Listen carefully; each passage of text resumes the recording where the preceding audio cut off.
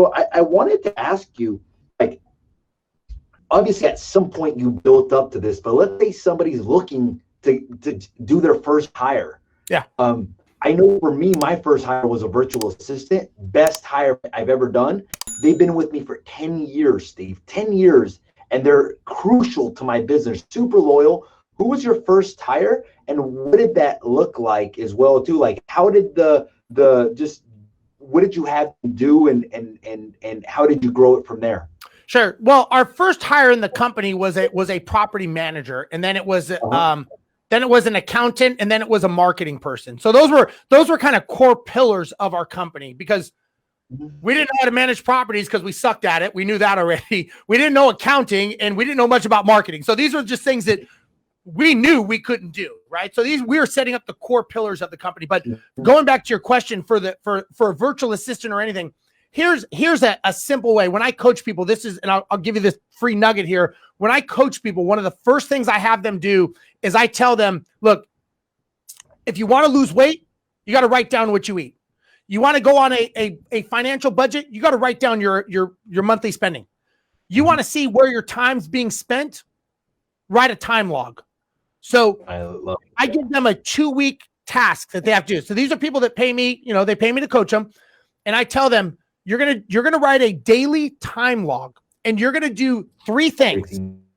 3 things. The first thing you're going to do is from the time you wake up to the time that you go to bed, I want to track everything that you've done. I don't care if you're on the phone. I don't care if you're emailing. I don't care if you're playing with your kids, social media. I don't care. I'm not criticizing you. I just need to see what you're doing. That's the first step. The second step is the next section is you have to tell me segmenting your time. I spent 4 hours in the car. I spent 3 hours on the phone. I spent 2.5 hours on social media. Don't care. I just want to basically, let's basically combine all these productive things. And then the third thing, and this is the most important part, is I want you to write out an executive summary of 1 or 2 sentences, just telling me, how do you think you did today? Now, here's the thing. So this is for people that I coach, and this is something that I tell them, I'm here to make you successful. I'm not here to be your friend. And if they don't do it, that's the last time they'll ever hear from me, because I won't coach them if they don't do what I tell them. But because I tell them, look, I can't care more than you. If you don't care, then I'm definitely not going to care, right? I'm trying to make you better and make you successful to give you what I have, right? But what I found is I want this done for 2 weeks. By the end of the first week, they are coming to me going, shit, I'm not spending as much time as I thought I was. I'm not as productive. I'm not as balls to the walls, hardcore working like I tell people.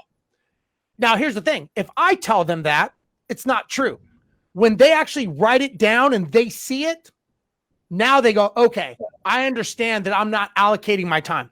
So the first part is we got to get a 0 line. It's like stepping on the scale. We have to know how much we weigh before we start doing something.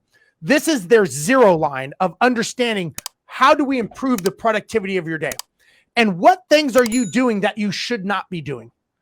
Yeah. And you can delegate. Now we start to delegate those things.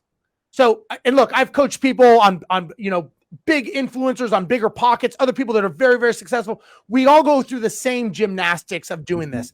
And you'd be surprised at how many things we self-sabotage because we think that we're more important than we really are. Our egos have a way of getting in the way of success.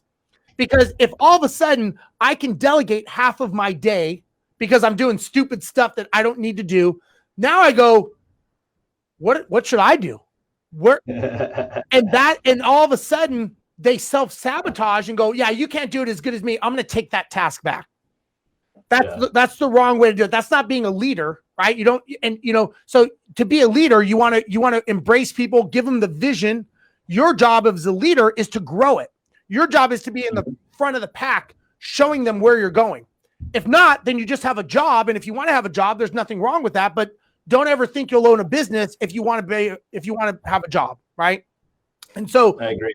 Understanding how to delegate those things is very, very important, because once you know what the tasks are that you shouldn't be doing, I call it low-level, low-enjoyment tasks. Once you start working on those low-level, low-enjoyment tasks that you can, I always say you can automate, systemize, outsource. That's the three things you should always be asking yourself. And the first, it could be something simple like answering emails, right? I've got a virtual assistant, like you said, right? We had one that started off in our company. After we sold our business, I kept her. She's my VA now. You may have talked to her, but she's my person, right? You know, she does my emails. She does my text messages. She books all my flights, my hotels. Are those things I could do? Yes. Is that the best use of my time? Probably not. You know, what are the things that I need to be doing? Because the biggest challenge we have as entrepreneurs and you know, solopreneurs is we want to get away from what we don't want, right? So, you know, when I coach people, I'll ask them, I'll go, what do you want? Like, why are you doing this? Why are you in real estate? And they'll tell me, well, I don't want to have a job. I don't want to be told what to do. I don't want this. And so they'll go on for like 5 minutes telling me all the things they don't want. And I'll listen. And then I'll tell them, my question was, what do you want? Not what you don't want. Let's try this again. And I want you to tell me what you want. And they'll think about it. And they'll go, you know what? I don't know. I've never really thought about it. I'm like, well, if you're running away from what you don't want, that's what you're always going to have. Don't run away from something, run to something. So my point is you've got to know where you're going, and you've got to shed those things that are low level, low enjoyment tasks that are binding you up to reach where you want to go. And so a lot of times we don't know that until we put it on paper. So that's a long answer to how to do it.